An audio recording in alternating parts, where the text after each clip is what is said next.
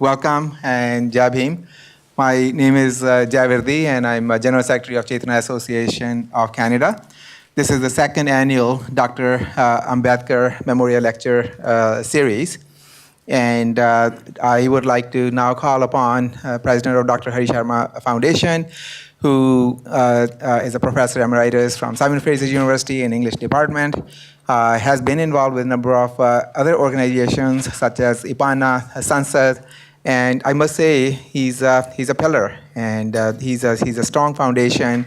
He helps us with grounding and bringing all these various social justice, environmentalist, First Nations movements together.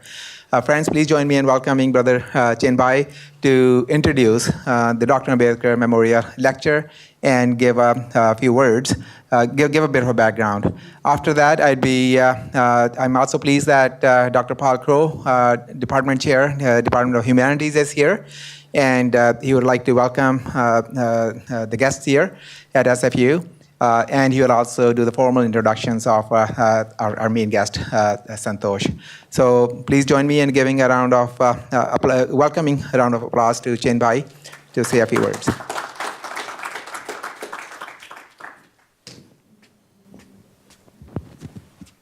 Thank you, Jay. It is such an honor and pleasure to be here doing this, to welcome you to the second Dr. Ambedkar Memorial Lecture. Jay gave me the task of introducing it.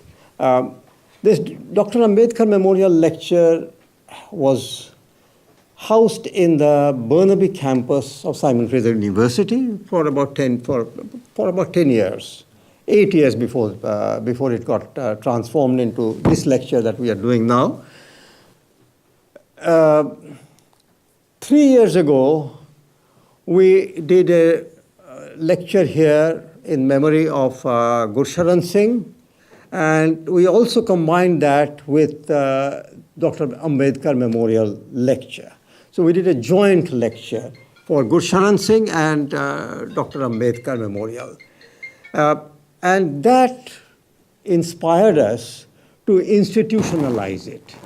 We decided that now let us try and make this lecture, take this lecture from the mountain of Burnaby campus down to the plains of Surrey and take it to the people. Instead of asking people to come to the mountain, take the lecture down among the people. So the way we thought we would do that is bring people together, different organizations. So Dr. Hari Sharma Foundation, Chaitanya Association took the lead in this. Simon Fraser University, Institute for the Humanities, which has been collaborating with Chaitanya Association, enthusiastically agreed to participate in this. And we got UBC departments, Asian Studies, Center for India and South Asia Research, as well as the Whole Family Foundation program in Buddhism and Contemporary Society. We all came together to create this annual lecture. This is the second one, very successful.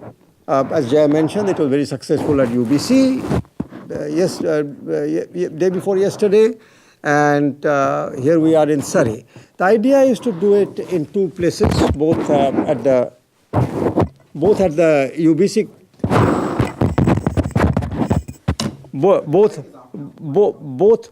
at the UBC campus in Vancouver, as well as in the Surrey campus of SFU. It gives me great pleasure and great pride, particularly because I am representing Dr. Hari Sharma Foundation here, and Dr. Hari Sharma had always been a great supporter of the Dalit movement. He firmly believed that the emancipation of Dalits was foundational, fundamental to the emancipation of the people of India. And we in IPANA, Sansad, have always believed that the annihilation of caste that Dr. Ambedkar taught us as the goal is indeed the foundation of any liberation and all liberation in India and liberation of all the oppressed people in India. And indeed, it would be a beacon in the struggle of the oppressed people across the world. So this is extremely important to us and really fundamental to all struggles that we are engaged in. So I'm very, very happy to be here introducing this lecture. Thank you very much for coming.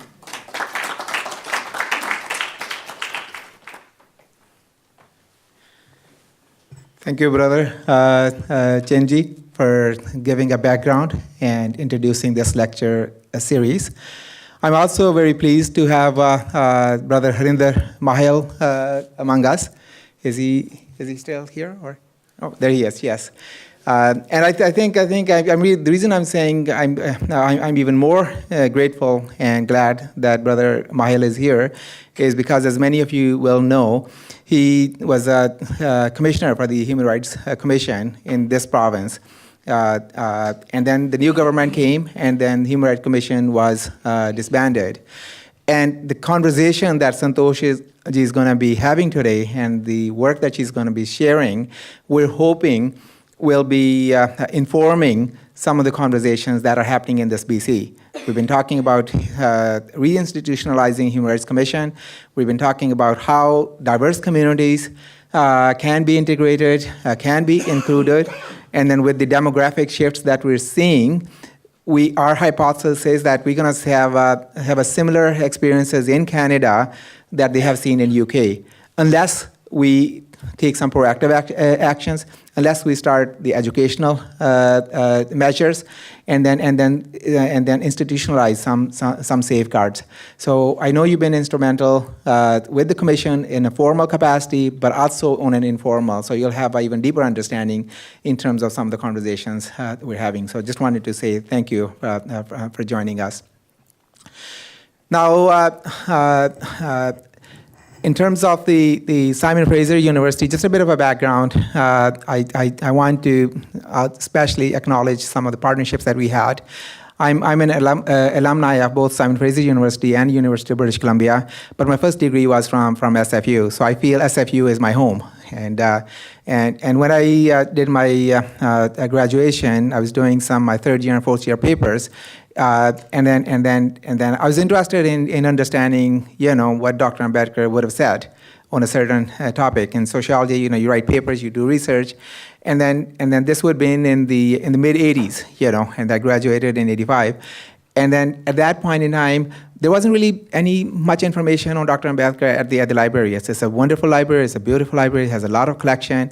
There was a lot of thoughts compiled by Western scholars. There was a lot of information on other Indian leaders such as Gandhi and Jawaharlal Nehru, but at that point there wasn't anything. So after I graduated, I said, no, if we want to make improvements, we need to make sure that all thoughts are brought together. So that's helped me start the conversation with Dr. Donald Grayston, who was the director of the Institute for the Humanities, and then we worked with the Consulate General of India, and then we installed Dr. Ambedkar books there, and then they organized they included Dr. Ambedkar at that time in their sessions. And then in 2004, Dr. Ambedkar bust was installed, which was donated by our friends from UK, and Santosh will acknowledge them in her speech. And then that led to institutionalization of Dr. Ambedkar lecture series. So we have a long history with Simon Fraser University, and I'm really glad that we're able to sustain this partnership. The current director is Dr. Samir Gandesha. He's away on sabbatical leave, and we had the opportunity to meet Dr. Paul Crow last year when the Consul General first arrived, and since that time, for over a year now, Paul, you've been a wonderful ally. You've been a wonderful sport. We've been having some conversations, which I'm hoping some announcements will come down the road.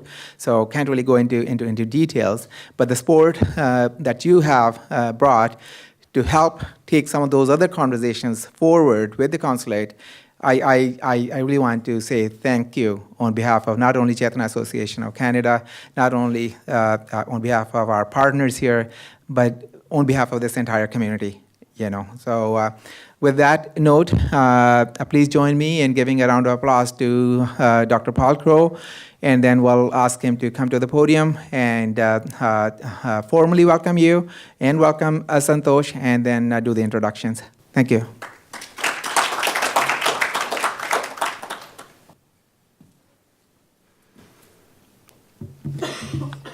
Okay. Well, good afternoon. It's an honor to be here. Thanks for inviting me to say a few words. I'd like to begin, though, as we typically do at SFU at our events, by acknowledging that the land on which we gather is the traditional and unceded territory of the Coast Salish peoples. I am chair of the Department of Humanities. I've only been chair for about a year. That's why I still have a little spring in my step. After 3 years, I may lose that. But it's been a real privilege to take over the department and to begin to spearhead a movement to embrace what is slowly beginning to take shape, and that's a movement towards global humanities. The humanities traditionally have been centered within a European cultural horizon. And what myself and my colleagues are trying to do is to broaden that. We have for many years at SFU focused on East Asia, Korea, Japan, China, ancient Greece, various regions in Europe. Now I think it's time we began to look more carefully and deeply at South Asia and the tremendous cultural heritage and multicultural heritages that they bring to bear on humanity and the lessons that they can share. To that end, we are working hard on trying to bring an Ambedkar scholar to Canada. Again, I don't want to say too much at this moment. Things are still in the works, but I think I'm hopeful that by January we will have a very, very good Ambedkar scholar here in Vancouver teaching our undergraduates. Yeah. To foster in our students an awareness that they're not simply coming to learn facts about other cultures. They're coming to learn some of the intellectual resources, to master some of the intellectual resources that will help them become active citizens in Canada and around the world, so that they can not be pushed around so easily. They can be critical and respond carefully to political decisions that have impacts on people in society. I tell my students, you're here to learn intellectual self-defense, for what it's worth. So I think the humanities has a lot to contribute in terms of deepening citizenship. We definitely, especially now, my goodness, the way things are going in various parts of the world, we definitely need a citizenry that is informed, strong, and capable of pushing back against injustices. And of course, that's why we're here today, to hear some of the efforts that are being done in that regard in the UK. That's where I'm from, actually, Yorkshire. Harrogate is where I was born, although I don't talk like that anymore. Okay, I would like to acknowledge, before we get started, thanks for the Chetna Association of Canada's contribution, the Hari Sharma Foundation, the Institute for the Humanities at Simon Fraser University, the Center for India and South Asian Research in the Department of Asian Studies, where I was privileged to do my PhD, and also the Robert H. N. Ho and Family Foundation Program in Buddhism and Contemporary Society that Professor Jessica Main directs over at UBC, a good friend over there. That list, I think, is beautiful insofar as it represents a wonderful intermeshing of community initiatives, community representatives, and university departments and institutes pulling together to make something happen. That's the way it should be. And we shouldn't be separate, we should be pulling together. Before I make my introduction, I just want to say that at SFU, my department has for many decades, Don Grayston was mentioned, a wonderful colleague. I came in just as he was leaving, but we have for decades been the only place on campus where you could study religious studies. Next semester, I'll be offering once again a course in contemporary Buddhist ethics, looking at social and economic justice and so on. It's amazing. When I first offered it, I thought, no one's going to show up. And I think it went online for less than a week. It was oversubscribed. Students want to learn. So yeah, it's good, yeah.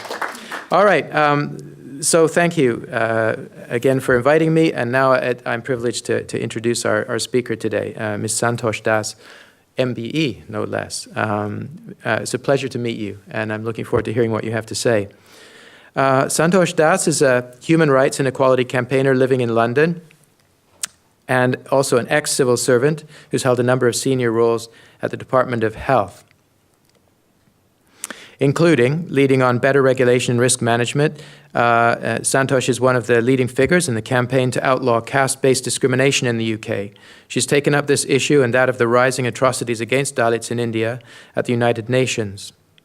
Santosh is the chair of the Anti-Caste Discrimination Alliance and president of the Federation of Ambedkarite and Buddhist Organizations UK. She is also founder of Caste Watch UK and the ACDA. In December 2014, Santosh put forward and pursued a proposal to the then Congress-led and then BJP government of Maharashtra, GOM, in India, that they fund to purchase a $3 million London house where Dr. Ambedkar actually lived between 1921 and 1922.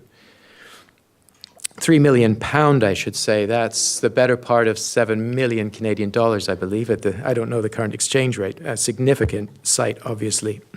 This was turned into a memorial. The house was purchased by GOM in September 2015 and has been refurbished and open to the public.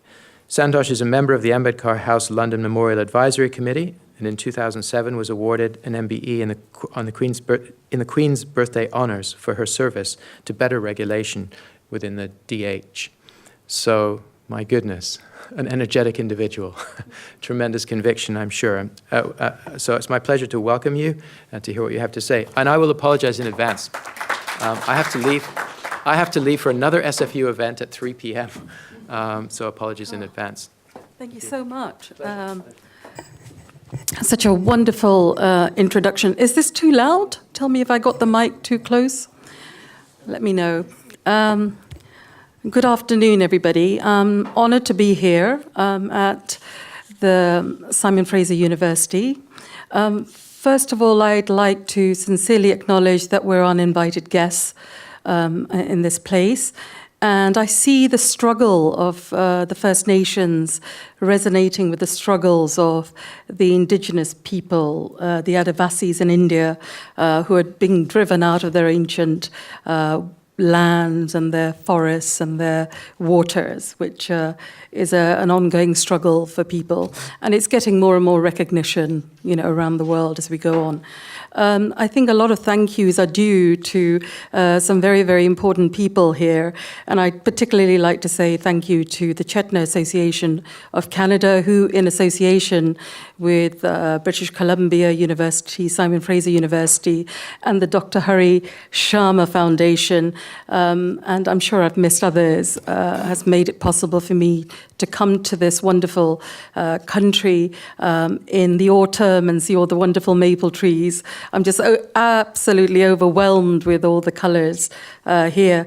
But I'd particularly like to say a very big thank you to Mr. Jai Birdy and his lovely family, his mom and his wife, who've been looking after me so beautifully and made their home my home away from my family. The Federation of Ambedkarites and Buddhist Organizations UK has a long association with the Chetna Association. Some colleagues of mine participated in a conference, I think it was called the International Dalit Conference in 2003, and a number of people came over from England, all parts of England, and a bust, I think Jay referred to this earlier, of Dr. Ambedkar that now resides in the Simon Fraser University, that I have yet to see, I'm looking forward to seeing, was donated by my colleagues in Bedford, which is in the middle of England, if you're wondering where it is. And of course, the Chetna Association of Canada and the Federation continue to stand shoulder to shoulder on many issues, relating to our community, and we support each other quite regularly. I'd also like to thank the members of the Dr. Ambedkar Memorial Lecture Planning Committee.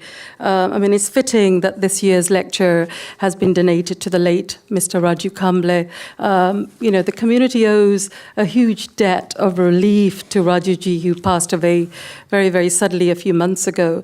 And, he has spent all his life promoting Dr. Ambedkar and Dr. Ambedkar's legacy in a language that people could understand, no matter which part of the world he was in. And I met Rajuji, I would say the very dynamic Rajuji, because he was just so full of life and energy and larger than life in Paris in 2013. And like so many other people around the world, became friends with him, and we remained friends. And I'm sure that the work that he continued, with his mission around the world will continue in the thousands of people. And I would say probably, tens of thousands of people that he inspired, and I'm one of those. In the United Kingdom, a little bit about the the Ambedkarite movement.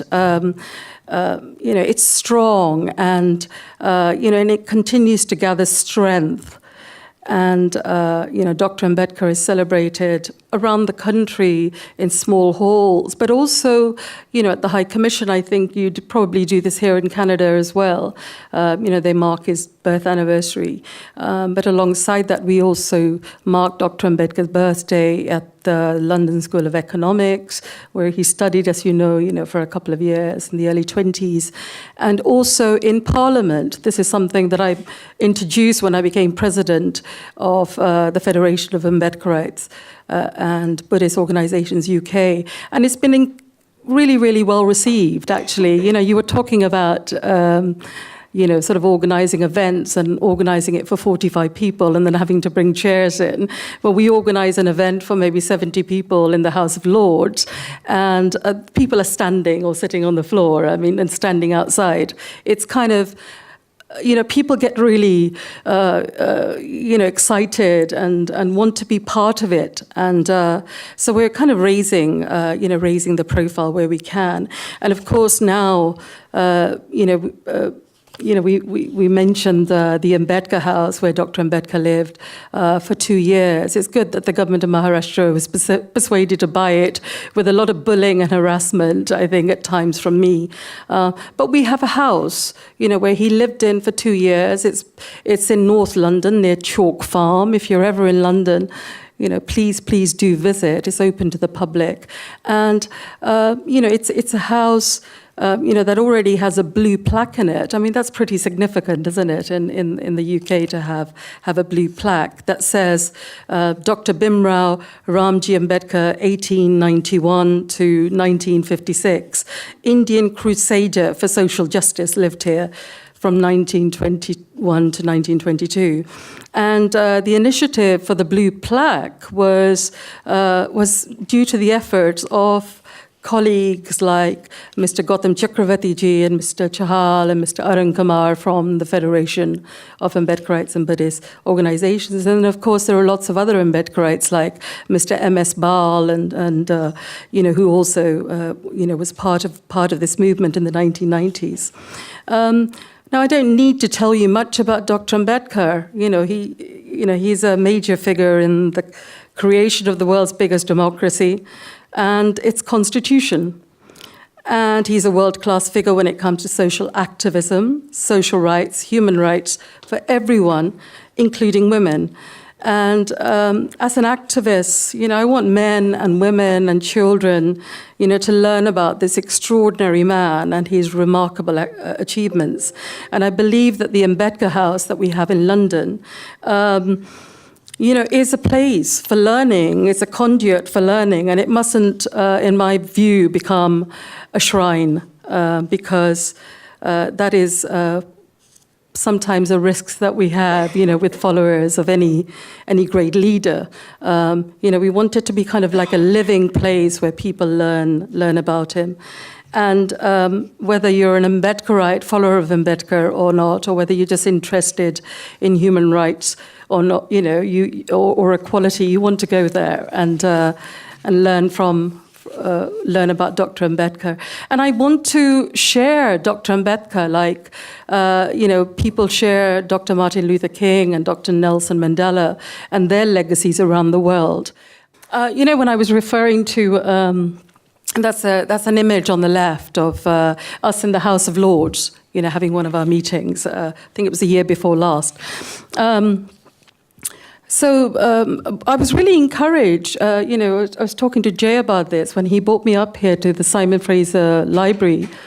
Is it the Surrey Library? Sorry, and just saw, a Dr. Ambedkar room dedicated to the great man, where from a distance you can see his name, and then there's a little plaque outside the room that explains a little bit about him. And I know, Kamlesh Ahirji, who's sitting here, and other colleagues are sitting here, and Jaiji, who's all been involved in making that happen. There's a lovely portrait of him inside the room. So people who don't know about him may be encouraged to look him up and see who he is. And that's what sharing is about. And certainly, to my knowledge, I don't think there's any other library in the West, certainly not in the UK, that has got a room dedicated to Dr. Ambedkar. So maybe that's something I might go back and push for. And of course, we're living in extraordinary times, and I've come all the way to Canada just to share with you what's happening on caste and caste discrimination in Great Britain, and a topic that would be no surprise to Dr. Ambedkar. After all, Dr. Ambedkar aptly said that wherever a Hindu goes, he takes his caste along with him. But let's remember, it's not just Hindus who follow caste. And my talk, I want to share with you what we in the Anti-Caste Discrimination Alliance, I would say ACDA for short, and other leading organizations have been doing to tackle caste discrimination in the UK, and what has worked for us, what hurdles we've been up against, and what we've had to overcome, and perhaps maybe some lessons that you can take away from us. Now, the ACDA was formed in 2007. It's an independent, not-for-profit voluntary organisation registered with the UK's Charity Commission. All of our executive committee are volunteers. We have no paid officers or paid directors or regular funding. And our key aims and objectives are to monitor and oppose caste discrimination practices or policies, to support victims of caste discrimination in the UK or sufferers of caste discrimination, because not everybody's a victim, but they're subjected to suffering, unnecessary harassment and all sorts. And to lobby for caste discrimination to be recognised in the UK law. And why would anyone in the United Kingdom want to form organizations like the ACDA or Caste Watch or Dalit Solidarity Network or the Federation of Ambedkarites and Buddhist organizations, or even the Voice of Dalit International UK? I mean, I've mentioned a few, leading organizations in this area. And why would we want to talk about caste or caste discrimination there? And I would, and the question that some people say, well, surely, there's no such thing as caste. It deserves, and it deserves no place whatsoever anywhere around the world, to be honest, because what you have with caste is the associated prejudices and discrimination and segregation. Its place, we thought, would always be India. People left it behind, or is it? And I will tell you, it's travelled. So what exactly is caste? How many of you understand here what the word caste means? Just put your hands up. Do you know what I mean when I say caste? Okay, quite a few hands. I would expect a lot of hands. And it's quite interesting. You put your hand up there because sometimes people say, why use the word caste? It's a foreign construct, but I will go into that in a bit. Now, the UK government in 2010, as part of the Equality Act, defined what is meant by caste. And I'll just read it to you because I think it's quite quite important. I haven't lifted off anything from academics' books or anything that people, might read generally about, the pyramid and everything. But this is how they described it. The term caste denotes a hereditary, endogamous, and that's marrying within a group, community associated with a traditional occupation and ranked accordingly on a perceived scale of ritual purity. It is generally, but not exclusively, associated with South Asia, particularly India and its diaspora. It can encompass the 4 classes, in brackets varnas, of Hindu tradition, the Brahmin, Kshatriya, Vaishya, and Shudra communities, and the thousands of regional Hindu, Sikh, Christian, Muslim, or other religious groups known as jatis, and groups among South Asian Muslims called Baradris, and some jatis regarded as below the Varna hierarchy, once termed untouchable, are known as Dalit. Now, I think that pretty much covers it all, covers all types of caste. I hope some of you can relate to this. Now, the inclusion of the word caste in the UK equality law was a really hard-won battle. We'd been campaigning for, a good 10 years by the time we kind of got it. And I don't, I'm going to talk a little bit about our campaign and the history of the migration of caste in a little detail, but I would like to flag up that if it wasn't for the Anti-Caste Discrimination Alliance's report, A Hidden Apartheid, and our very, very robust and very sort of systematic and strategic lobbying of influencers, who could influence politicians and so on, in 2009, we would not have got this word caste within UK equality law. And for us, I remember when we got it, just jumping up and down and screaming, because I just could not believe it and phoning everybody up. Now, research and very well coordinated and well-timed protests outside Parliament, the UK Parliament, also helped. And we just didn't, and about those protests, for learning, about how you should sort of mobilize yourselves. We didn't just sort of announce that we were having a protest. We phoned around people, we discussed it with community leaders, and we got people, to come out together and acknowledge them, their presence in the protests in very, very well and succinctly drafted joint statements that we presented to Parliament or, wherever it was that we were, whether it was a UN or Parliament. And this is one of the protests on a sunny afternoon in London, I would think probably around 2010, just before we got the clause on caste. And women, Dr. Ambedkar would be very proud, that there are lots and lots of women, who would be standing there at the front, that would be standing there with the banners, for hours sometimes. And what life is like for women, sort of cooking and making the parathas and parkades and, bringing all of those along to the festival. Sorry, not the festival. It was almost like a festival at times.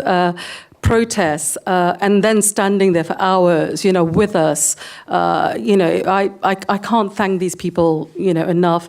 And of course, the protests that we organized are a matter of historical record because, they were recorded as being referred to by politicians as they debated issues in Parliament and recorded in Hansard. So if you go into any of the caste-related discussions in Hansard, you will see reference to the protests, outside.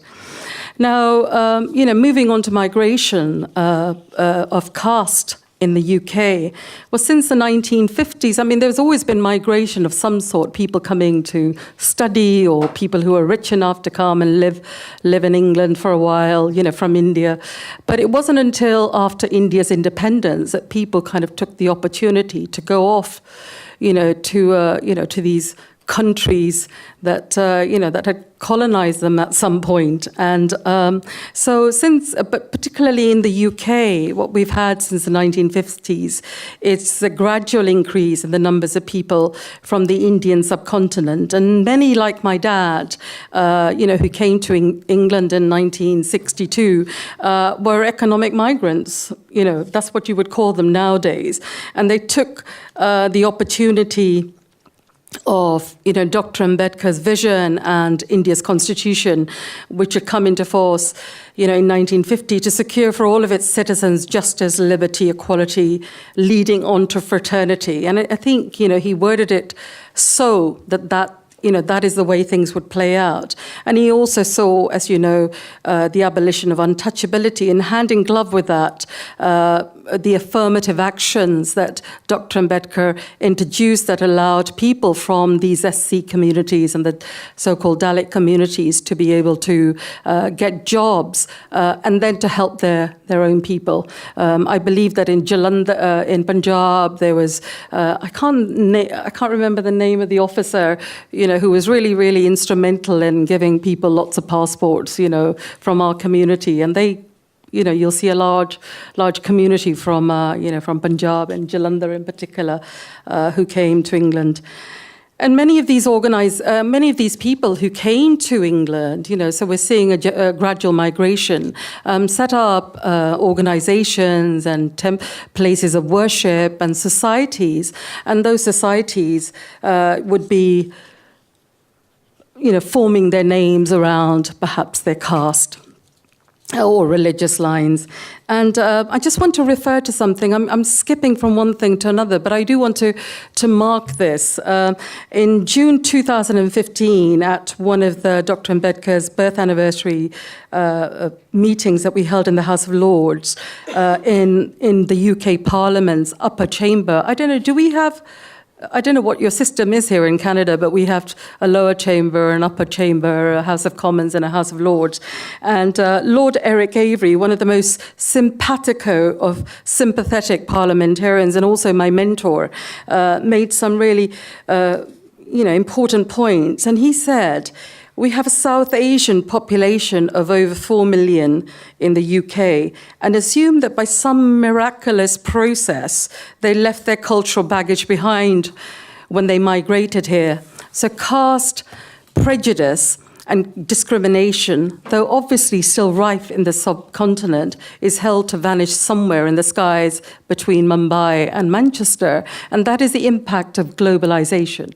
When you have people, who are coming for IT jobs or jobs in the NHS and National Health Service, and they've just arrived from Mumbai or wherever and taken up a job, whatever it is, whatever environment that they've been living in India, for example, whether they've had servants or they've seen manual scavenging or whatever it is, they will come in with some element of history and prejudice with them.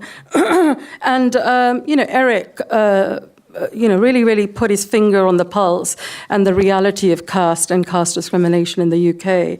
And there's no dispute, that out of the 4.5 million people of the South Asian diaspora in Great Britain, caste impacts on these citizens' lives in some way. And I referred to in the lecture a few days ago, like if you go to Southall in West London, those of you who've not been there, but it's famously known as the Little Punjab, and you'll be sure to pass, say, for example, a Sri Guru Singh Sabha, a Ramgarhia Sabha, Nanaskar Gurdwara, Guru Ravidas Sikh Temple, a Vishwa Hindu Mandir, a Sri Guru Rav Valmik Sabha, or a Ram Mandir. You will have these different religious institutions, within walking distance of each other.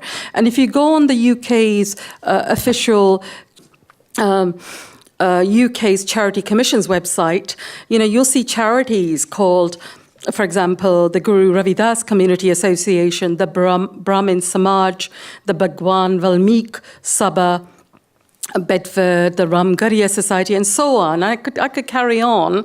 But, for those people who are saying there is no such thing as caste, I don't identify myself as Brahmin, Well, here you have the evidence. I would throw this back at their face anytime, and in a recent report by the Sikhs, this is the third or the fourth report in the series that they've done, in a survey of over 2,000 people, in their 2000 that they reported in their 2018 British Sikh report, found that nearly 50% of the respondents out of the 2,000 believed in the caste system, and 13% consider it very important. And this is despite Sikhism, taking itself away from caste. So, as far as I'm concerned, wherever you have a diaspora population going, you have some elements of caste. And I would say that, for people like me who arrived in London, when I was very little in 1968, we were subjected to racial discrimination, where we had to kind of face people calling us all sorts of names and, telling us to go home. And, you can imagine as a child how, destructive that can be, but I survived, and I'm sure lots of other people survived. And alongside that, we were also hearing stories from, our family members and other people who were talking about, sort of untouchability and caste discrimination that they'd faced on the factory floor, with women not sharing the same plate as someone else in a factory, or somebody not getting a promotion or their holiday, sort of on time because a so-called higher caste didn't want to kind of like play fair with someone of a so-called lower caste. So we had those sort of examples, and because I was so sensitized to that, I was struggling to kind of learn the language and do all of these things. But it's kind of important to kind of like remember that and mark that. And also, I'd like to add that the Race Relations Act in 1965, the first UK legislation to address direct discrimination or racial discrimination, when I arrived, it had only been in force for a few years. But, it was a positive step, nevertheless. And in the years to come, people like myself and lots of other people, of my generation, benefited socially and economically because of the succession of UK's hard-won equality laws, that were implemented and enforced by the Equalities and Human Rights Commission or the Community for Racial Discrimination, whatever formation that independent regulator took. So I was slightly disappointed that the Human Rights Commission that the Canadians had, was abolished, recently, and hope to see it resurrected again. Now, since 1965, when it came to equality laws, it was the policy of successive governments to deal with them separately, and deal separately with sort of international treaties. But in the years leading to the Single Equality Bill in 2005, the then Labour government recognised that there were some common features to discrimination, and this manifested itself in, for example, direct discrimination. And this might take the form of treating someone worse than others because of who they are, or subjecting a person to indirect discrimination or victimization because of who they are. And it was clear to us, who came to this campaign in the 90s, that these common features apply equally to people being discriminated on the basis of their caste, or who were so-called Dalits. And so we were saying, why not, have outlaw caste discrimination as well? It just seemed such a logical step. We'd been living in the country for some years now, and it has equality laws, and it says we don't tolerate discrimination. Then why tolerate caste discrimination, as well? And we had lots of media reports. I think you've got some, I don't know if you can see some of this stuff, but there were people like Mr. Arun Kumar, and who's now the General Secretary of FABO, who went out in the early 70s and 80s, and talked about caste discrimination and what people were facing. And for example, I think there were some reports about a Chamar pub, because predominantly people from that community drank at that pub, and there would be all sorts of insults mooted out to people, and issues related to marriages out of caste and intercaste marriages, and so on, and matrimonials. In fact, I was on one of the radio stations yesterday, and they were talking about matrimonials here in Canada, where they still ask for people, for marriage partners from particular castes. So, what we've experienced, and perhaps maybe that is being watered down a little bit in the UK, it's surprising to me to kind of see it here, but no surprise really, actually, when I think about it. Now, so we continue to highlight cases in the media, but alongside that, we decided that actually it would be useful to put things in reports. And as a result, one of the organizations called the Dalit Solidarity Network published a report, No Escape, Caste Discrimination in the UK. And this talked about various case studies, sort of in employment and in schools, and how caste discrimination manifested itself. And in response, the Hindu Council UK produced a report, Caste in the UK, a summary of consultation with the Hindu community in Britain. And this included a lengthy section on the origins of caste system, but denied the existence of caste discrimination in the UK. They said, yes, there was caste, but actually it was just sort of around relationships. But we can be friends with who we want to, and we can marry who we want to. That's not a big issue, And likewise, the Hindu Forum of Britain, also another body, there are a number of these bodies, produced a similar report, The Caste System. And in 2009, January 2009, the then president of FABO, Mr. Chandan Chahal, who actually came here some years ago to your conference in Canada, I'm looking at Jay here, he produced a counter-argument, The Evils of Caste, and he described in detail, the real perniciousness of caste discrimination that is mooted out by some people. I always say there's always good and bad in humanity, and it's not everybody that does it. But the ones who do it, are so extreme and so vicious that people like me have to stand up and say, enough is enough. And let's be clear that caste and caste discrimination are in no way extreme in the UK as they are in India. And, we don't have Dalit men being beaten up because they've decided to wear their moustache in a particular way, or ride a white horse or a helicopter or something to their wedding because the so-called upper caste didn't like it and it offended them. And we don't have Dalit girls and women sexually abused or raped as forms of societal control or punishment. And we don't have Dalits' houses being burnt down in a village simply because that Dalit community stood up to the local so-called upper caste in the locality.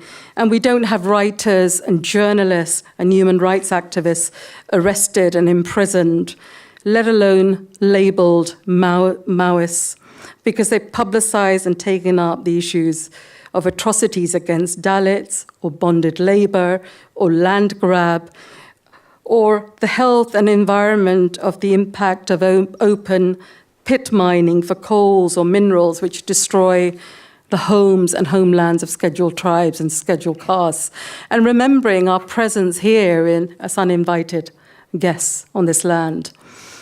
I digress. We don't have mob lynches in the name of Gau Raksha, protection of cows, if you're wondering what that is. And we don't have prisoners segregated on caste grounds in prisons, as is now in Tamil Nadu. And somebody from Geneva sent me that, somebody that I know who used to work in the High Commission in London. So people are sending me things of interest that they think, you need to know this. But we do have people in the UK that identify with caste, and I suppose we want to see the annihilation of caste. And we do have caste discrimination. And caste discrimination, I would repeat, is no different to other forms of discrimination in the UK. And look at the advances in equality achieved when it comes to disability discrimination, gender discrimination, or discrimination on the grounds of sexuality in many countries. And then look at a world where caste prejudice still holds sway and is allowed to flourish wherever politicians wish to rewind the clock or the communities wish to rewind the clock. And we're living in very, very difficult times in India at the moment, I would say. And the host community in the UK that has close associations with India and the links with the current government, causes me considerable concern. And in 2006, as a result of our campaigning and these reports, the government said, whilst recognizing that caste discrimination is unacceptable, we have found no strong evidence of such discrimination in Britain in the context of employment or provision of goods, facilities or services. We would, however, consult the Equalities and Human Rights Commission about monitoring the position. Now, why they refer to not finding it in employment or provision of services is those are the areas that are covered by the Equality Act. Right? So the Equality Act isn't interested in relationships or marriage or, hatred crime or anything like that. This is what this is.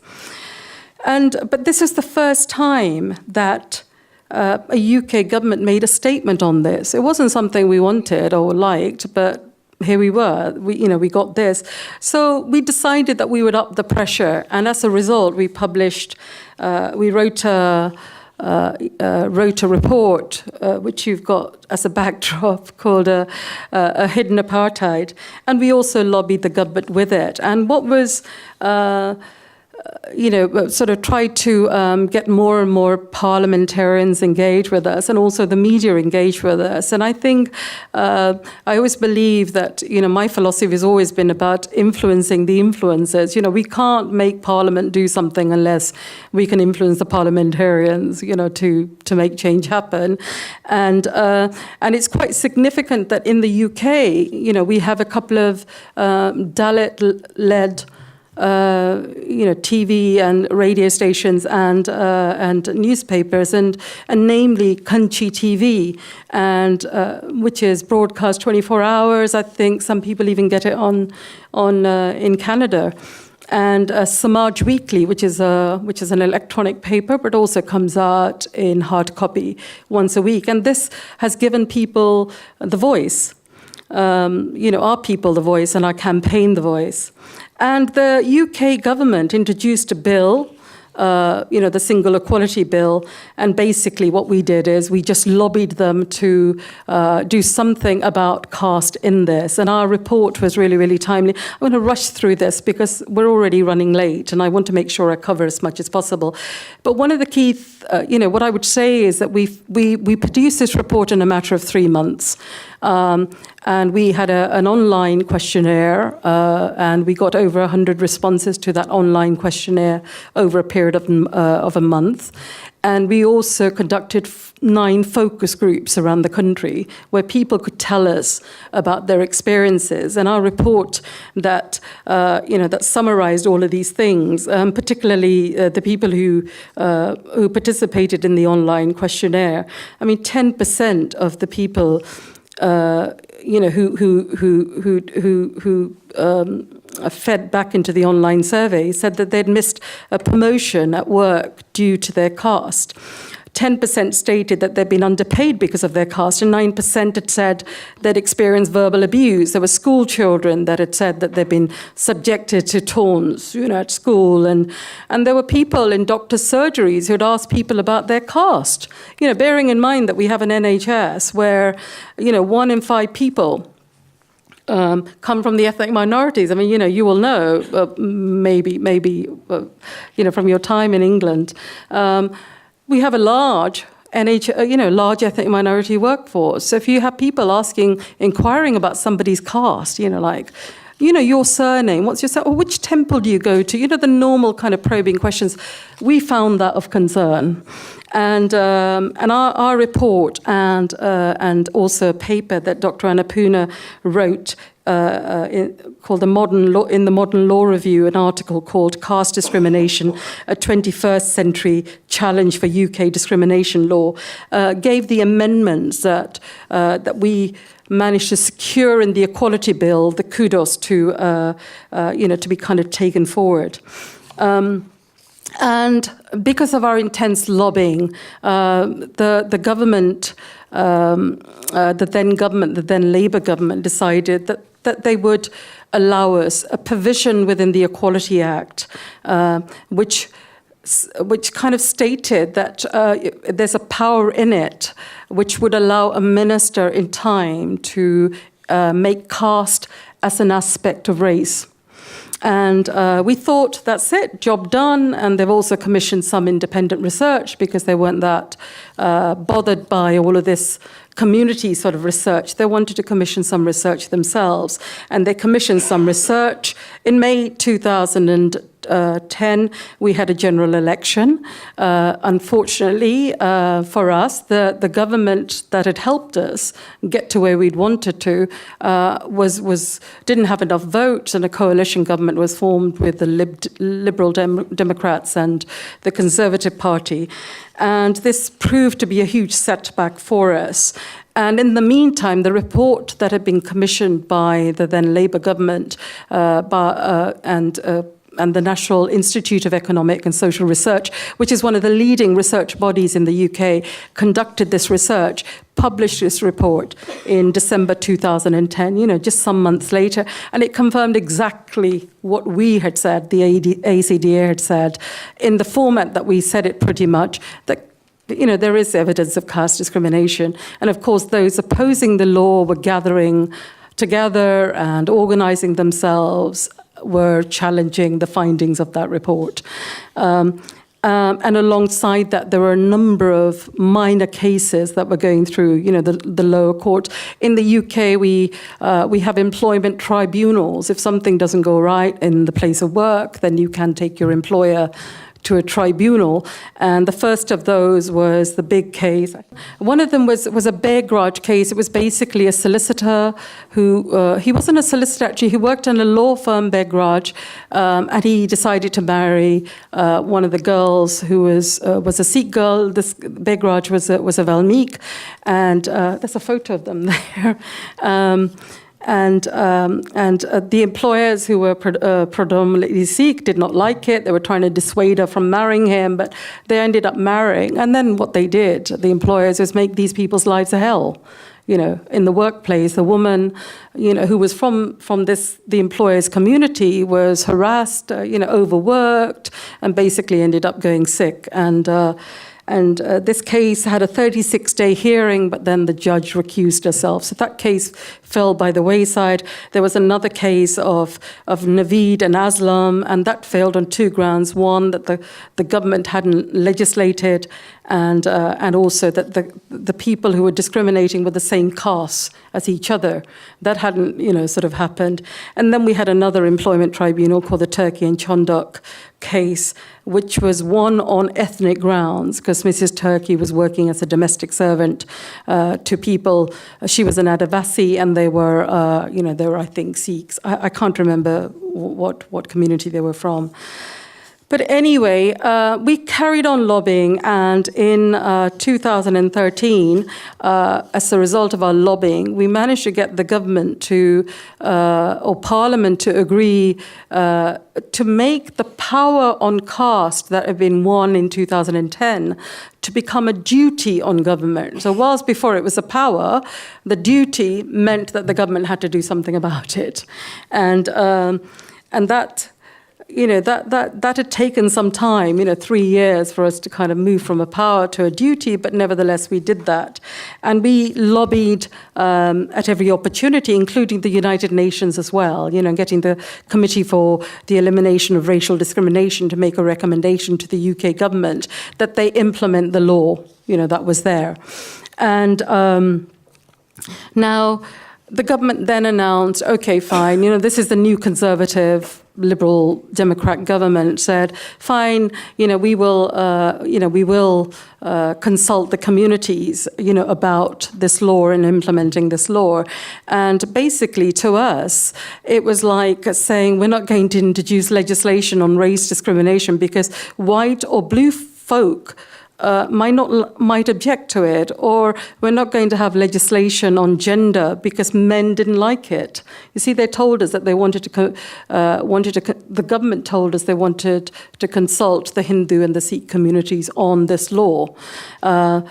We thought, really, you should be listening to the voice of the sufferers. That was our view. Actually, I think it was the slide before, the Nave pillar slide.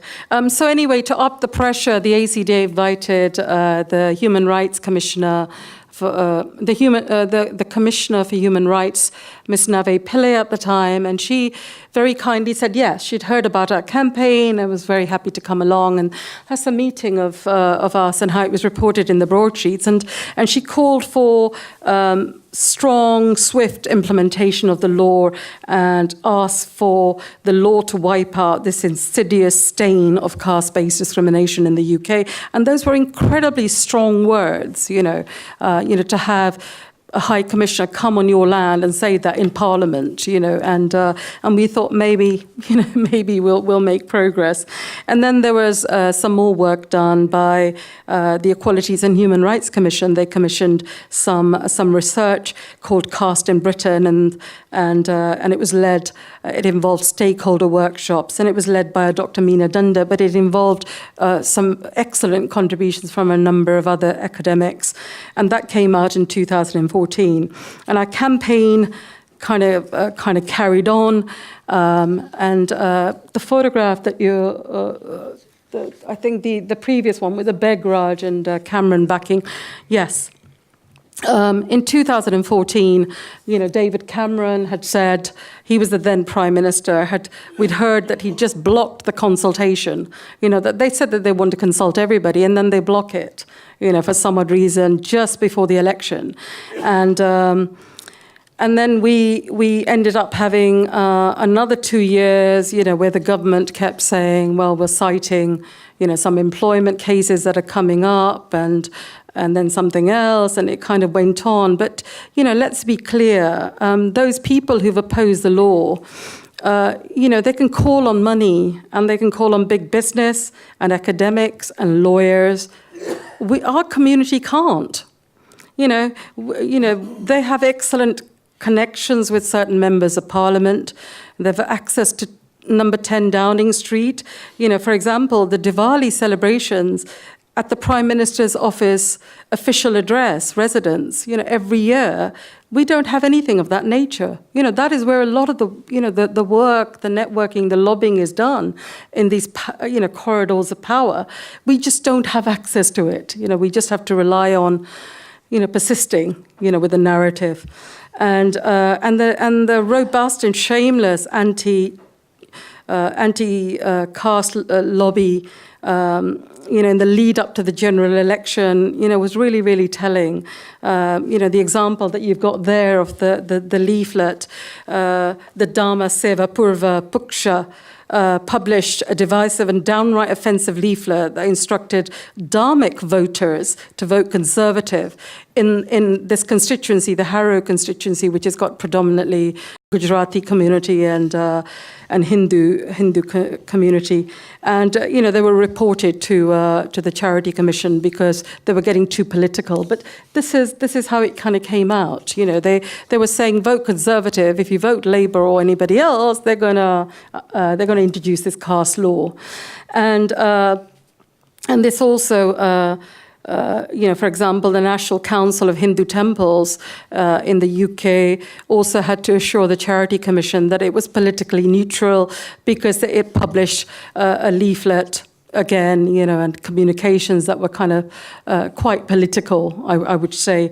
And in January 2016, to discuss the caste discrimination law, they invited, for example, Tommy Robinson. I don't know if you've heard of Tommy Robinson. You might have heard of Tommy Robinson. He's kind of a white supremacist, and he used to lead the far-right Islamophobic English Defence League.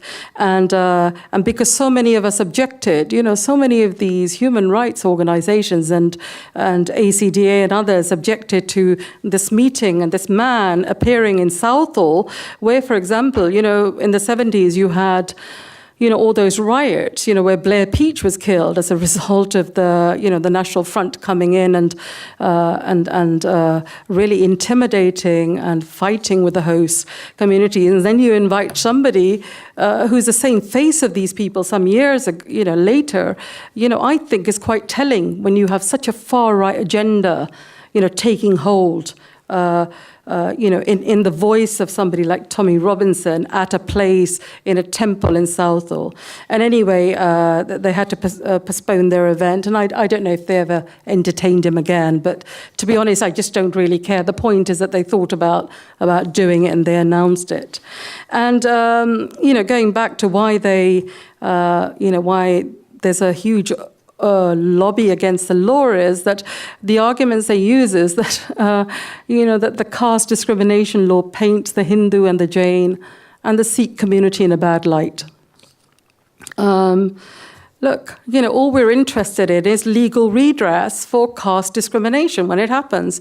The evidence is there. So, we are where we are. And this anti-equality lobby has been arguing that caste is imported to Hindustan. They use the word Hindustan, and created by the British.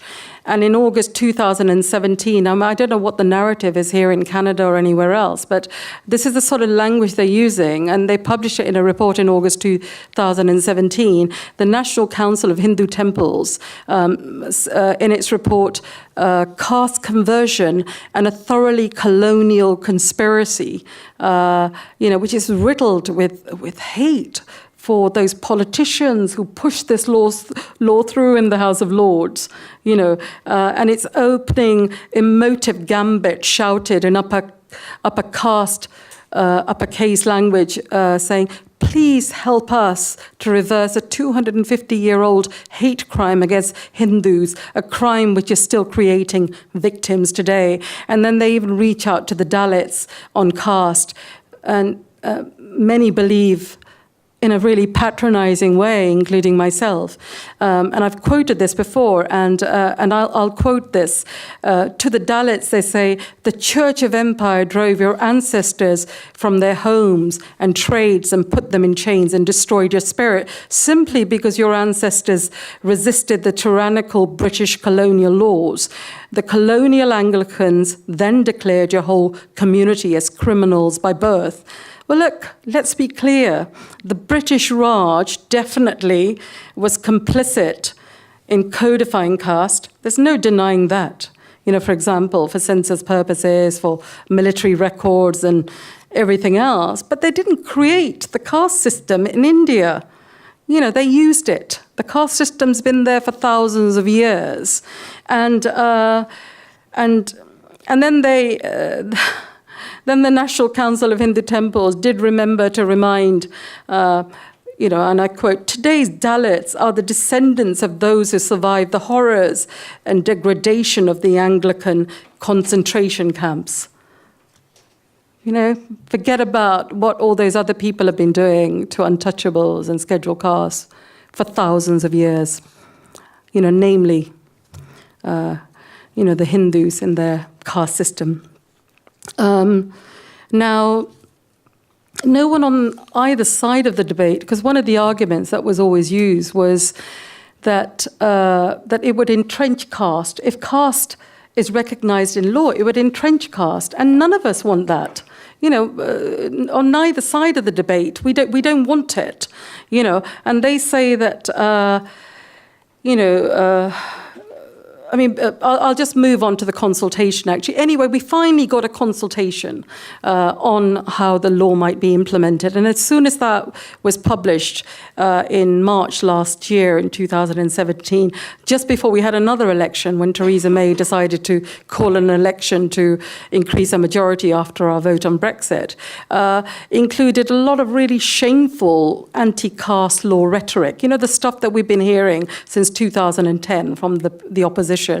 And a lot of scaremongering, that had been sort of already kind of shared amongst people about how caste law would be divisive and how it would entrench and how there's existing law, people wanted to go down case law. And they offered us two options. And one of those options was that we go down existing law. They think that within race, there's a section called ethnic origins that includes descent, and descent under UN law includes caste. So that should be a route that people need to take. And the other option was that they implement the law. And in in July, on the 23rd of July, a day before, just a few months ago, a day before Parliament broke for the summer, the Conservative Party announced that it would repeal that duty within the Equality Act on caste. And it's an unprecedented move, really. I don't know, because you worked for the Human Rights Commission here. It's an unprecedented move to repeal a piece of law, in an aspect of equality law, even before it's been implemented, to see whether it would make any difference. There's a reason why laws are made. You don't just repeal them before you've even implemented them. And, this is a first, and shame on them. And the evidence to support the government's decision, I believe, just does not stack up. But they have been clever with the way they've done it. They say that they've taken a proportionate response. They say that majority of the responses have said that they do not support implementation of the law. They say, that the case law route will help develop law. And then when asked, there's a question actually within, I think there are about 13 questions, and there's one question that is asked about a preferred option. And in the replies to that preferred option that's included in the analysis, the government analysis, it says that a very significant majority, 2,879 people, came out in support of implementation of the law. This is when people are asked about their preferred option. Only 94 said they supported case law, which is not doing anything. And 4,722 people said they didn't know. So from where did the government come to this conclusion that nobody wants this law?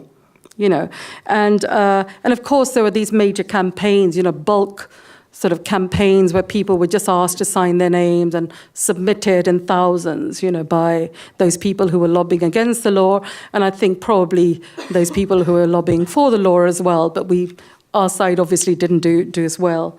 And I just want to, I'll finish up. I don't want to take up too much of your time, but very recently, Dr. David Moss in the Department of Anthropology and Sociology at SOAS, University of London, made a really acute observation about the anti-legislation lobby and the arguments that they use, at a conference that we just had. And he said that they're trying to create a narrative in which we have seen a shift from caste prejudice to prejudice against caste. Now, what they're saying is that if you argue about my religion or any aspect of my religion, that's hate. That's like hate, right? And then he also said, this is David, said caste is a matter of foreign interference. Now, that is the narrative that has been created, and it entirely erases the Dalit voice, which has been saying, look, I've been subjected to this for thousands of years in India, and now I'm being subjected to it in the UK, and I expect people are saying the same here in Canada. There are examples that people have talked to me about, well, I've been here, that I've been alarmed about. If I were here, I would begin a similar campaign, actually. So, and then the government argue that they don't know the extent of caste discrimination. Well, if they wanted to find out, they knew exactly how to find out because they conducted a feasibility study into how that could be conducted, that research, sensitively. But they've sat on that, for a couple of years, despite people like me lobbying robustly for that report to be released to us. And so the government basically says nobody should suffer from caste discrimination and that they will produce some guidance. And one of the things that we will be pushing for, the pro-legislation lobby, is for that guidance to be statutory guidance, because unless you have statutory guidance that links up with the legislation, it will not have teeth. So, when I go back, this is one of the jobs I'm going to be working on. And the government has said that the future cases of caste discrimination, and we've got a couple coming up that I can't discuss, legal cases, that they have to meet the principles of the last case law that they think would work. And let's see where we get to with that. But they also said, the government, is that they will uphold those principles of that particular case. Now, I'm not sure quite how they would uphold it, because if the judiciary want to go in another way and say this is caste discrimination, but it doesn't meet the principles of the last case law that they refer to, then who are the government to tell an independent judiciary that they should be going separately somewhere else? So the only thing they can do is go to an appeal court or a Supreme Court and defend their position. But if they defend their position, we may get what it is that we want, which is the clarity in the law. But leaving the law the way it is a legal minefield. And the lawyers are asking for clarity in the law, the academics are asking for clarity in the law. And I have to add, in your earlier talks, talking about the benefits of activism and academia and organizations linking up. I just saw that as absolutely vital in our campaign in the UK. If it wasn't for a group of academics, and some of them are listed on our ACDA report, and others, people like David Moss and Dr. Meena Dunda, Dr. Annapurna Wagre, Professor Stephen Whittle, Roger Green, Dr. Roger Green. I mean, I could mention a whole load. If we didn't have those academics to call on to help us, we may not have achieved, as much as we wanted. So the academics are asking for clarity in the law. The legal profession is asking for clarity in the law. We're asking for clarity in the law, but nobody's listening to us. And I think, caste discrimination cases will still carry on, raising their ugly head. And I think there are a couple of reasons why the government hasn't been as willing to legislate or outlaw caste discrimination. And one of these is, we believe, is a possible, impact of Brexit and future relationships with India and trade deals. And the other one is naturally votes. Wherever you have, a large Asian community, whether it's in Harrow or Southall or wherever, if a politician is telling you that they will not do something that you don't want them to do, then they will vote for them. And the Conservatives have been duplicitous when it comes to this. So you can see where I'm coming from. Now, on a positive note, the Equalities and Human Rights Commission, I've only got one more page to go very quickly. On a positive note, the UK's Independent Equality and Human Rights Commission has stated that what the government has proposed is only going to give limited legal protection. And the government's decision is inconsistent with the UK's international obligations. And that's, United Nations, CERD, and others. And it's a step back, basically, sort of repealing this piece of law. And let's get, something absolutely clear for someone like me who's a campaigner, is that equality laws aren't just about legal justice. They help change behaviors in time, they help deter discrimination, like the Race Relations Act has done. And the case law route that has been offered by government is not definitive. And it, in my view, only prolongs the pain at a high, if not a prohibitive financial cost. You know, the Begraj case that dropped after 36 days cost over £120,000, and he footed that out of community funding. You know, the Turkey case that she won was funded by a voluntary organization. How many organizations are going to, you know, help people, you know, with these things? So, you know, we would, you know, I would end with a few final messages. And I think there's another slide. I think everything is out of sync. But what worked for us in the UK with this campaign, and this campaign is ongoing, you know, were really coherent and consistent messages. You know, communications really is absolute key, not only within government, but also on the media, you know, to outlaw discrimination. And, you know, and of course you need, you know, real passion when it comes to, you know, make change happen. And in the Anti-Caste Discrimination Alliance, we have colleagues like, you know, Ravi Kumar, Dr. Raj Chand and Ken Hunt, you know, who have passion in bucket loads. And Ravi Kumar, our General Secretary, brilliantly summed up why we came, you know, to this movement. And Ravi Kumar is only sort of like in his late 30s, you know, and he came to this movement when he was in his early 20s. And he said, in a meeting in Parliament, as campaigners, we never wanted preferential treatment, but only an equal level playing field for our families and friends in the UK when it came to anti-discrimination laws. And the ACDA believes in transferring our knowledge, what has worked for us, and possible courses of action for others to use. And our campaign continues in solidarity. I would say, stay passionate, stay compassionate. Thank you for listening, and Jai Bhim.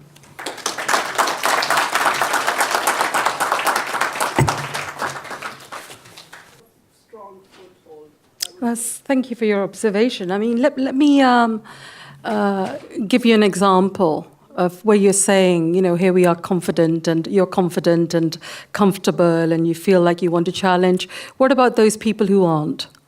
You know, and they're equal citizens. Can I just, and I'll give you an example. In our report, the Anti-Caste Discrimination Alliance's report, one of the stories that always comes up, and I quote this because I want people to hear it, you know, how caste manifests itself in discrimination. We have an elderly lady who's bedridden. You know, she's from the so-called Dalit community. She's got the pictures of Guru Ravidas and so on her walls, and she has a carer who comes in temporarily to look after her. She's had other carers who've been perfectly fine, you know, who are English carers, but she has this female carer who comes in, and she establishes that this woman is from this community, and for days she neglects this woman. She doesn't bathe her, she doesn't touch her, she makes excuses about all of those things. Now, would you like your grandmother or your father being subjected to that form of neglect based on caste? No. This is why we have a campaign. And of course, you know, people are assimilating within the community. I'm a perfect example of that. I'm confident.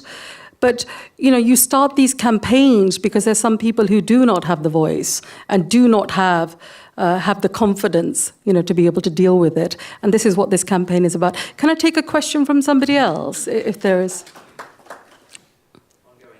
Okay.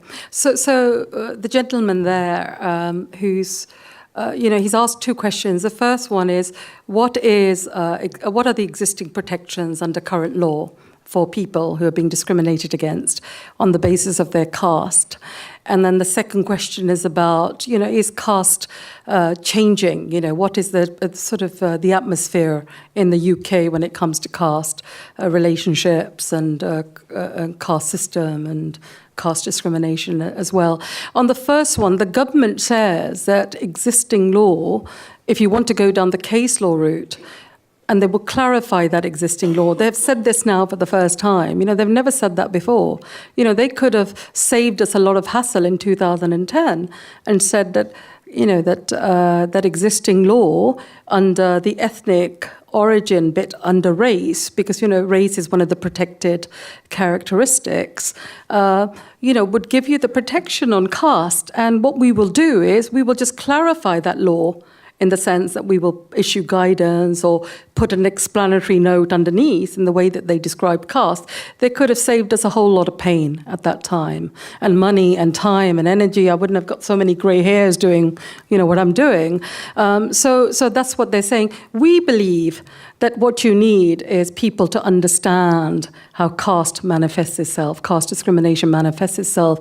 And we thought it was really important to have the word caste in equality law. So in our view, we don't think existing law goes far enough and the case law goes far enough. So I hope that answers your question.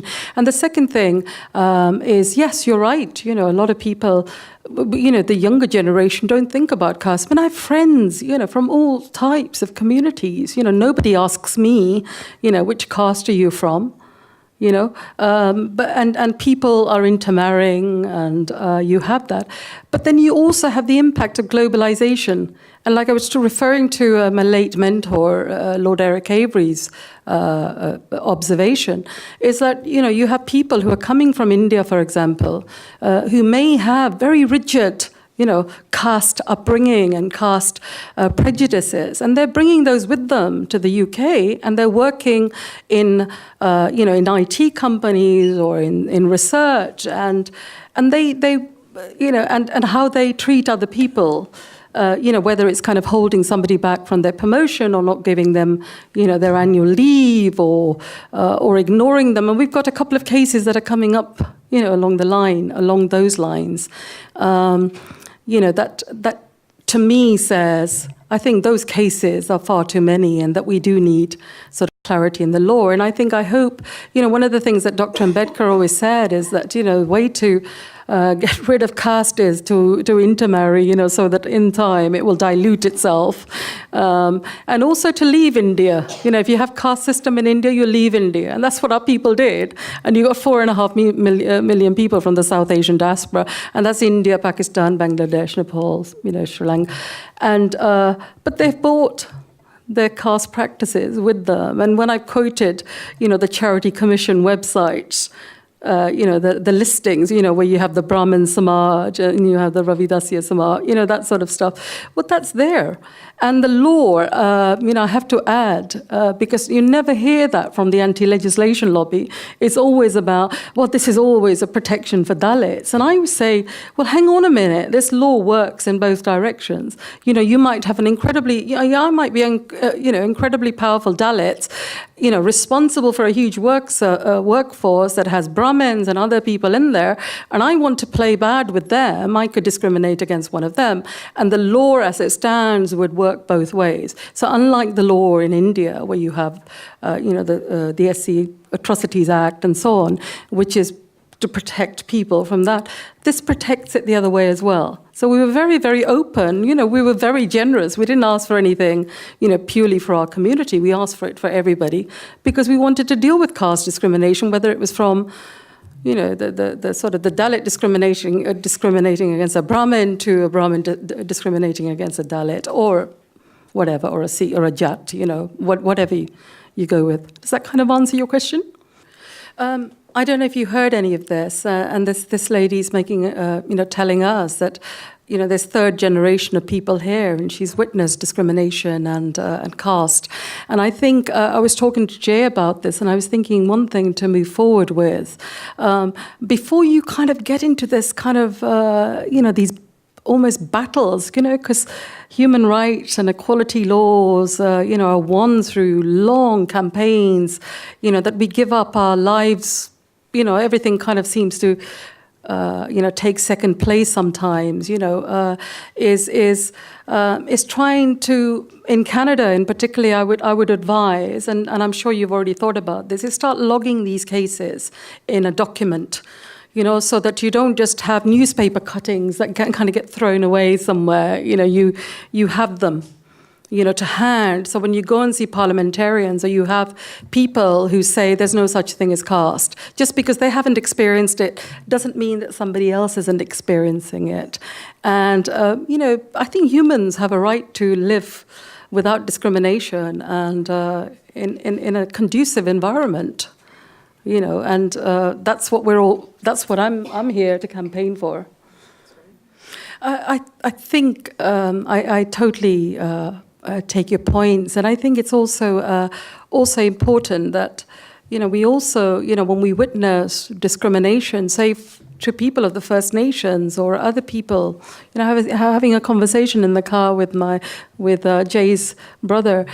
And we were talking about, discrimination and inequality that's faced by other people. And you can make the links, can't you? Stand up for other people as well at the same time. Because what our battle is somebody else's battle. And then sometimes I think you're much, much stronger together if you can relate to other people's suffering as well. So thank you. And well, the thing is, when you have equality laws, for example, that's one of the things that we've been pushing for.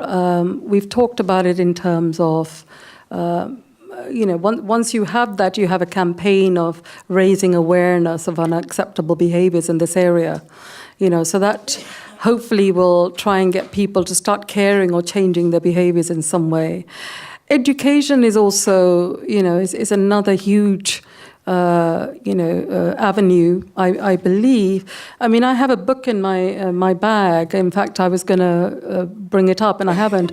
But one of the books that's being taught in our schools that we've kind of almost tried to get removed, where they're talking about Hinduism, in schools, and then at the same time they've got a couple of pages on caste, and they talk about the various castes, and then they refer to the Harijans. They don't refer them to Dalits, in this book. This is still available online. And Harijans are the lowest of the low in this group, it says, this book. And they do the dirtiest jobs. Well, come on, do I do the dirtiest job? Do you people sit here do the dirtiest jobs? I mean, I think I get really angry, about some of those things, and I think removing some of those books and offensive things, I think, are going to be key. So I think we need, and where you see it, I would ask you, as a young man who wants to, see it, or maybe not see, or can't see it, but when you do see it, challenge it. So, we all have a role to play in it. But then we for someone like me, and you, I guess, where I've been a migrant, in the UK, and I've not suffered, but I've been subjected to all sorts of discrimination. Racial discrimination, gender discrimination, you name it. But this is just another aspect, another form of discrimination.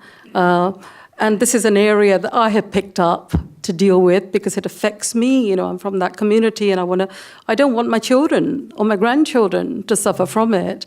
And raising awareness of cases like the one that I talked to you about, the elderly lady, which, unless you've got an elderly member of the family, that is being subjected to that, you would not be aware of it. So it's reports that we produce, that we've listed it.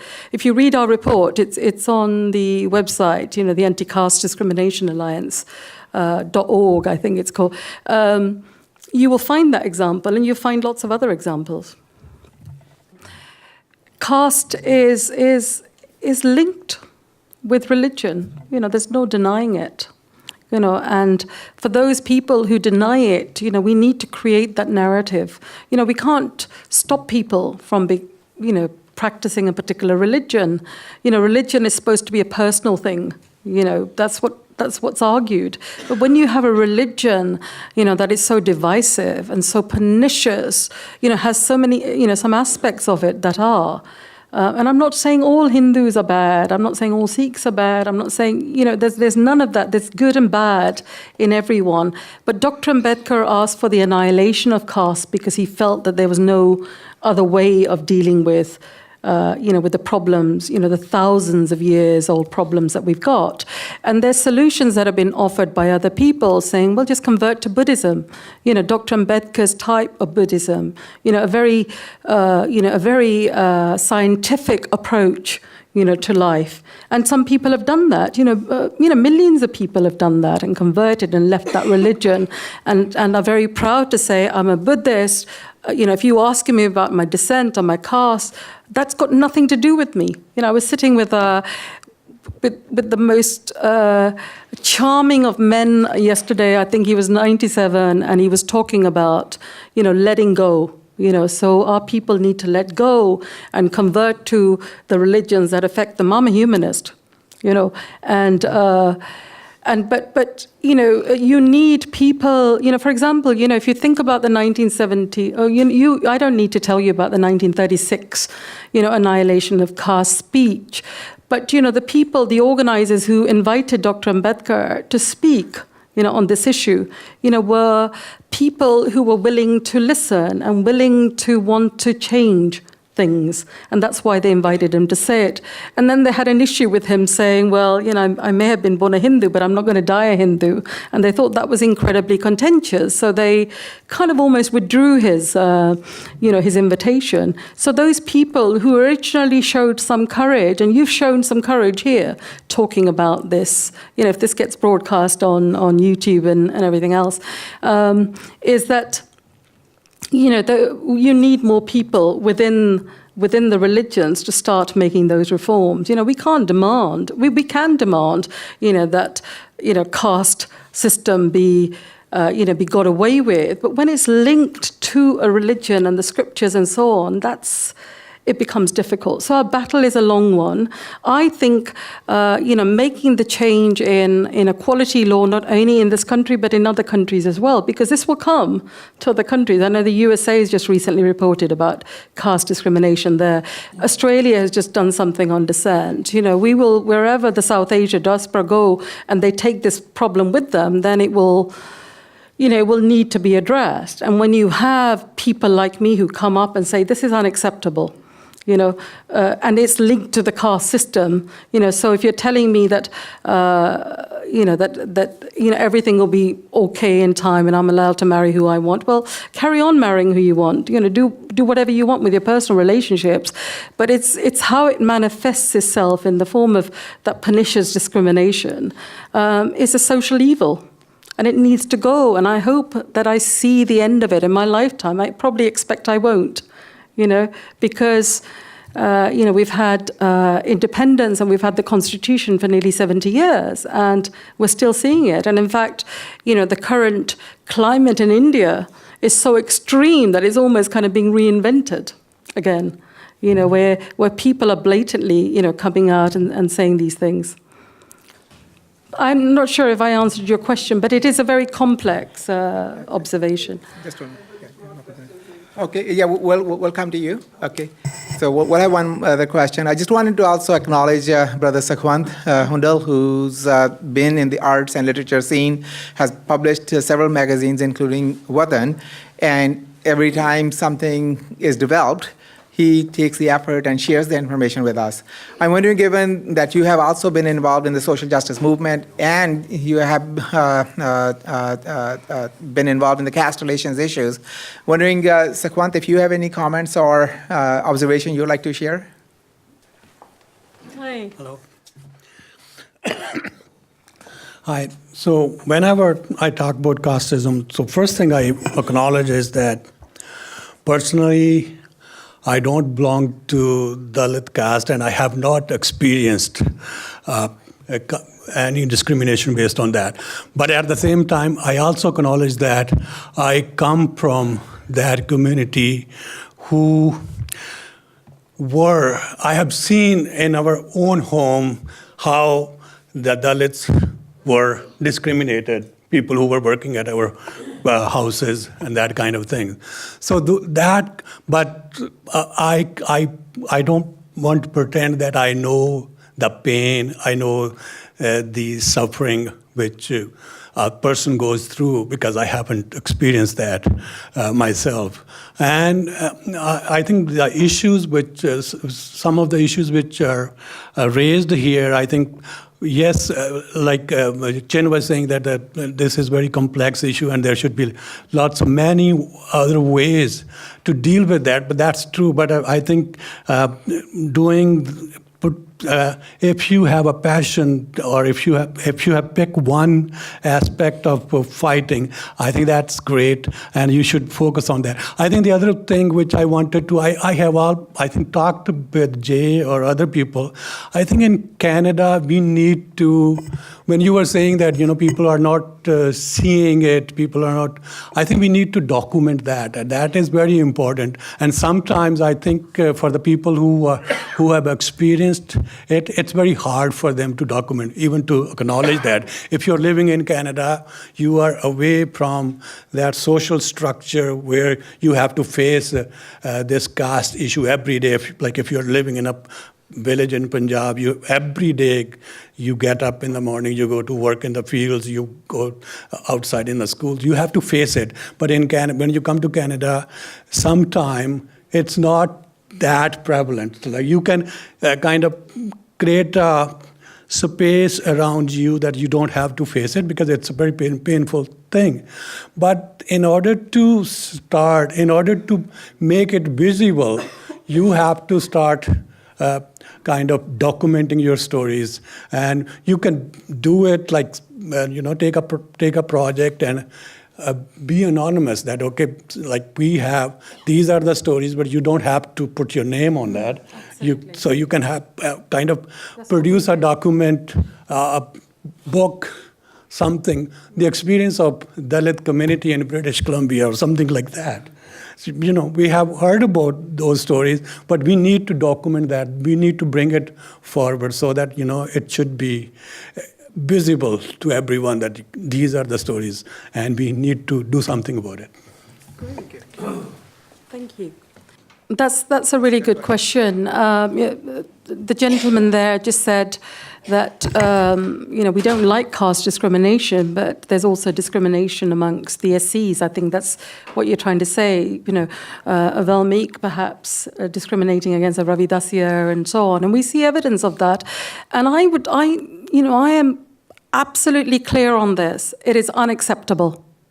Any form of discrimination, whether it's kind of sideways within the SCs or whether it's the other way around, full stop.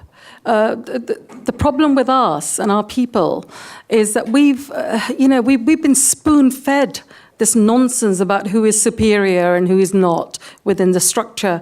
So if you have somebody, from the Ravi Dassier community or whatever, discriminating against the Valmik community, for example, and I hear examples of this, and I raise, I get really cross, about it, and I deal with it, is that it's unacceptable. But they think that it's kind of one-upmanship, I'm slightly higher than you, and that is not acceptable. And we need, the caste law was all about that, so that even within the SEs in the UK that we could tackle that as well.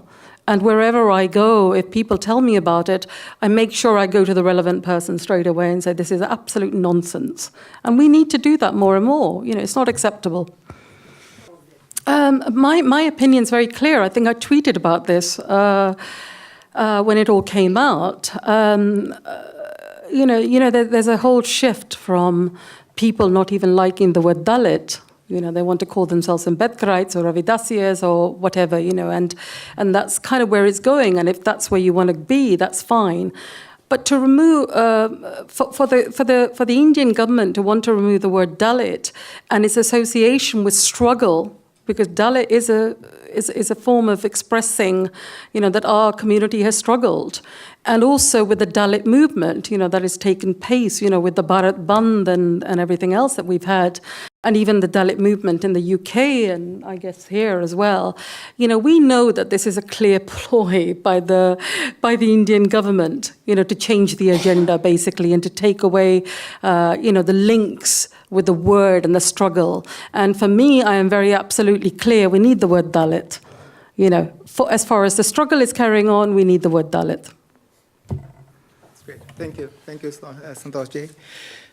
Just want to say thanks to Santosh ji for sharing the experiences they have had and also sharing the learning that they have had from England and what are some of the things that have worked, some of the things that have not worked. In BC, as I said earlier, we're going through this critical phase where consultation process did occur. which identified a need to reestablish the Human Rights Commission. Now, as a former Human Rights Commissioner, Mr. Mahil, would you I'm wondering if you would have any suggestions for us that we can consider and make sure that the lessons that we have learned from UK get factored into this consultation process. And we may have missed the opportunity to make a submission during the consultation. I don't know the status of that, but nothing is never late. There are always opportunities. So we may still have the opportunity to do the education and educate that consultation process. So if you'd like to come on the stage and share your suggestions for us.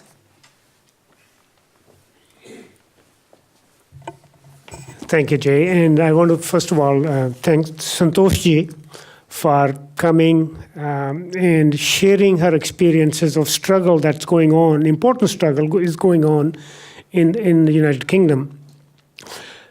All discrimination hurts. It's painful.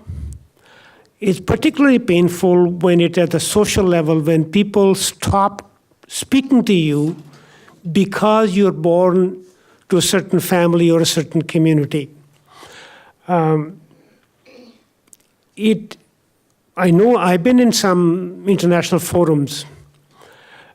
You hear from the Government of India representative, if you raise the issue of caste discrimination, they get very sensitive because they would like to see India as a happy, prosperous, and where everybody gets along. But the reality is, people are dying, even today. I mean, Chin gave the example of a man in Telangana being killed.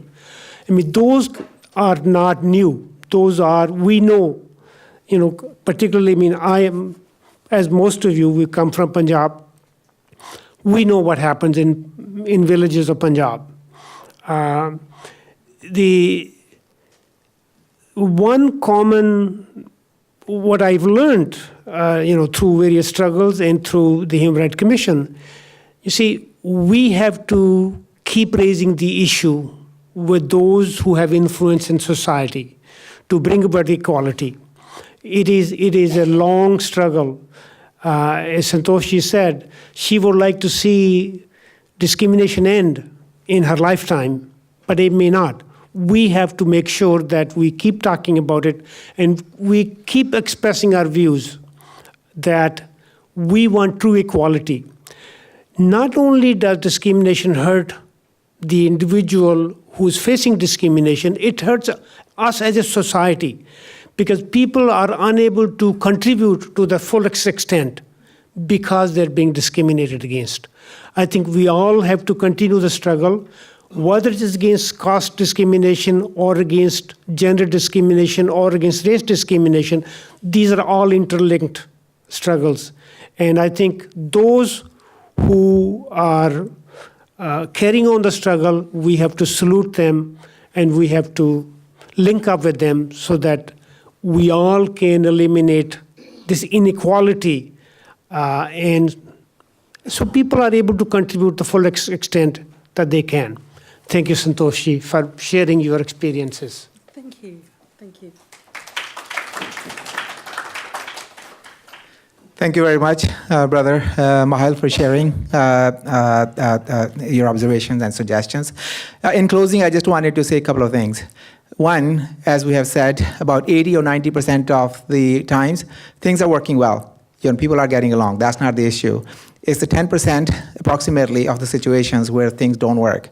Even in this audience, we have a young man who had an intercaste marriage, and his marriage is very successful. He just married a couple of years ago. I want to respect his privacy unless he wants to raise a hand, but he told me that is working really well. He's from the Ravdasiya community, and the girl is from the upper caste Punjabi community. There were some initial challenges, but they overcame. So that's something which we need to celebrate. I'm also aware of another situation where the young man is from the Ravdasiya community, the girl is from the upper caste. And as soon as the girl told her parents, both the boy and the girl, they were born in Canada, but as soon as the girl told her parents, they basically kicked her out. So that's a sad reality. How many times do we hear about situations where kids get kicked out because they wanted to marry someone outside of their caste? Probably not too many. But do we even want to see one situation where young man or young woman is being deprived her right to choose to marry someone she wants to, or enter into the work field because he or she has the skills for it, has the merit, and deny the opportunity to contribute and make a better world? No, I don't think anyone wants to do that. Baba Sahib Dr. Ambedkar framed 3 principles in the Constitution: equality, liberty, and fraternity. If we want to be equal, we want to be liberated. So if we are liberated, then we can make the best of the world. If we're not liberated, we're suppressing the talent. And we are living in a global village where we need to work together. We need to celebrate the teamwork so that we can maximize our potential. Because in the absence of it, we'll continue to be ghettoized, and we'll be missing out on those opportunity. The purpose of Chaitanya Association is to create awareness. Chaitanya means awareness. And we're hoping that by organizing these forums in partnership, because we cannot solve any problem by ourselves. So I'm really grateful to our friends and sister organizations such as Dr. Hari Sharma Foundation, Institute for the Humanities, Center for India and South Asian Research at UBC, the Hoy family in Buddhist Study, Public Center. So I'm really grateful that partnership is developing. And then we're hoping that through these multi-pronged approaches, we're doing the educational work that we want to be doing. Brother Sakwant is doing the literature and cultural revolutionary programs through theater. They're able to bring out some of these issues forward. We have heard the example of legislation, right? And then we need to have a multi-pronged approach, because if we don't, we're not going to succeed.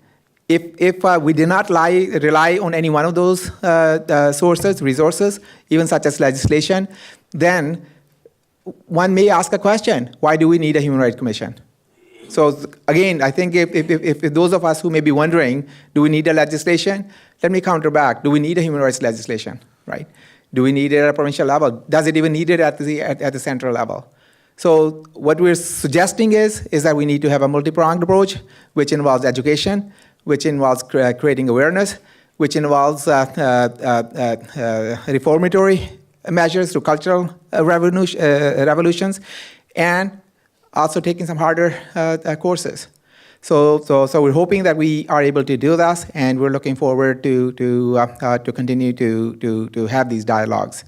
One announcement before I ask Brother Chen Bhai to come on the stage and formally close. Tomorrow is the grand finale part of the series. So on Thursday we had Dr. Ambedkar Memorial Lecture at UBC. Today we're having a session here. Tomorrow is Sunday. We have Dr. Ambedkar Chaitanya Awards Night, where we like to recognize champions who have made a difference in one form or another. So our President Srindaranga just asked me to make that announcement and is extending the invite to you. Please join us. If you'd like to get a ticket, please see one of us. Surjit has passes and tickets. He can get those to you.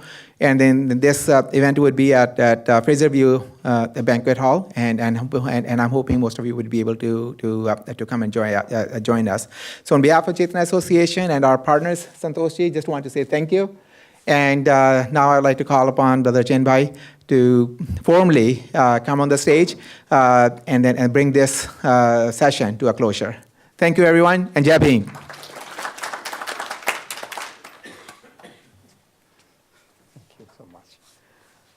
Thank you, Santosh ji. Thank you, Jay. Thank all of you for coming out here. Everything we do is one instance of one kind of thing, of many, many things that need to be done.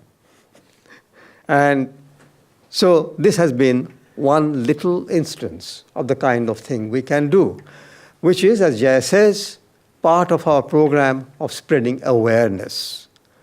Educate, as Dr. Ambedkar said. Educate. This is a part of that. And our educational process, that's what we do through lecturing. Hari Sharma Foundation organizes lectures. Dr. Ambedkar Memorial Lecture is a part of that program. And because without education, we are nowhere. Education is the beginning. It's not the end. The end is transformation. In the middle is action. So let's begin with the education. Let's spread the education, spread the word, bring more and more people in, educate more and more people, find different ways of educating people, and of course organize. Without organizing, we have no strength. So we organize. And then we engage in action. Action to bring about change. The kind of thing that Santosh ji is doing in the UK. So we participate at many, many levels. None of them is enough by itself. But everything counts. Everything we do together. From the smallest thing we do in our private lives to the largest thing we can do collectively, it all counts. So let's carry on. Thank you.